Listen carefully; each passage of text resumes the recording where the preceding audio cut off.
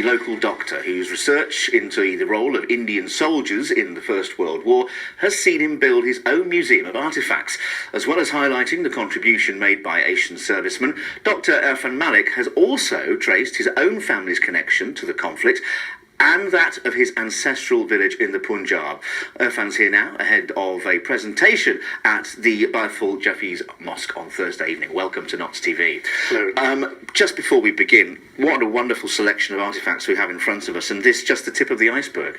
Absolutely, yes. So over the last 6 months, I've collected quite a lot of artifacts and now use it as a travelling museum to wherever I need to go. These are in incredibly good condition. I know some of them are replicas, but not all of them. No. So we have a compass over there on the right that is dated back from 1917, and 3 bronze medallions or death pennies which were awarded to the families of soldiers who unfortunately were deceased in the Great War.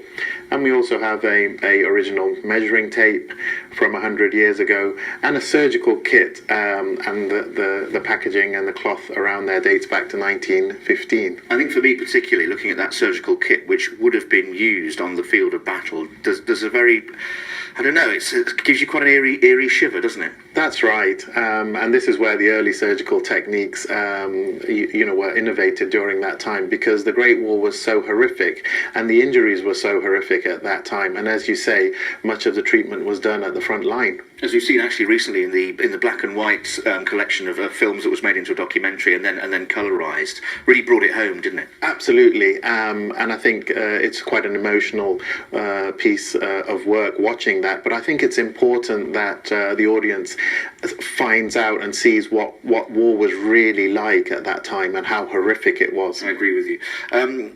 Just talk a little, if you will, about your own particular interest and why you've gone to these lengths to re-evoke that period. Yeah, so about 4 years ago, I started researching my family tree and my great-grandfathers, and I found out that 2 of them were part of the Great War, and that's how this project started. And then that led on to the place where they came from, Dulmial in Punjab, in present-day Pakistan, contributed 460 men, which was a record for any South Asian village. And so that's how it started off, and now it's developed into a project that I talk and do presentations and exhibitions throughout the UK. Well, let's have a look now at a couple of the images that you very kindly given to us. Just explain what we've got here first of all, if you will, Irfan. So these are the veterans from Dulmial Village, including my 2 great-grandfathers there, and then there was a cannon in the middle there, and in 1925 the village was awarded with a British cannon for the services of the Great War. And let's see if we can the next image. And that's my great-grandfather, Subadar Muhammad Khan, who was in the Great War. And also in 1911, he came to London to be part of King George V's coronation. And later on that year, he was part of the Delhi Darbar as well. So I'm quite lucky to have images like this that we have found from the village. What feelings does looking at that image evoke? Looking at that image evoking you?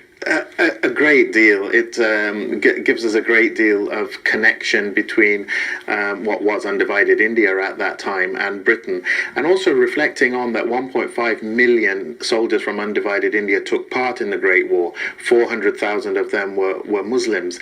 And when I was growing up, I'm born and bred in Nottingham, I very much thought that World War I and World War II was very much a white war, because all the films, literature, TV programs, journals, they didn't reflect the input of the Commonwealth troops.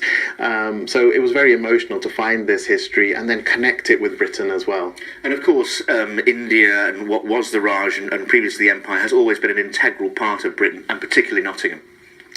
Absolutely, yes. And many of the people living over here, their ancestors, were in some way connected with military, especially the people who originated from Punjab, which was a great recruiting ground for the British Indian Army. So we have a great, strong, shared history that is unknown in many communities. And just very quickly remind us how we can see more of your artefacts. I'm having an exhibition and talk at the Baithul Jafiz Mosque in Sneinton Thursday evening at 6 o'clock. Well, it's been absolutely fascinating to see these sort of things, and thank you so much for taking the time. Thank you.